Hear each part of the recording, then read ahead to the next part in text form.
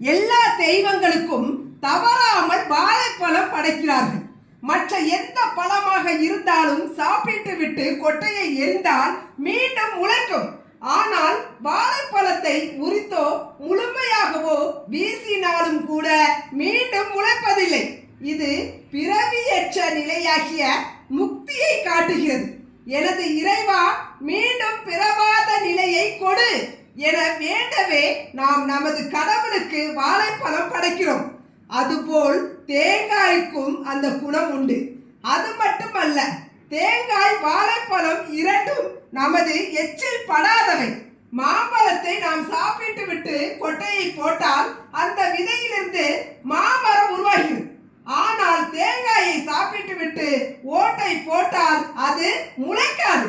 முழு தேங்காயிலிருந்து தான் தென்னை மரம் முளைக்கும். அதுபோல வாழை மரத்திலிருந்து தான் வாழைக்கன்று வரும். பழத்தில் கொட்டை என்பது கிடையாது. அப்படி நமது எச்சில் படாத இவற்றை இறைவனுக்கு உகந்ததாக நமது முன்னோர்கள் படைக்கும் மரபினை உருவாக்கினார்கள். நாமும் இந்த மரபினை பின்பற்றி வருகிறோம். இதுவே இந்து தர்மத்தின் தனி சிறப்பு.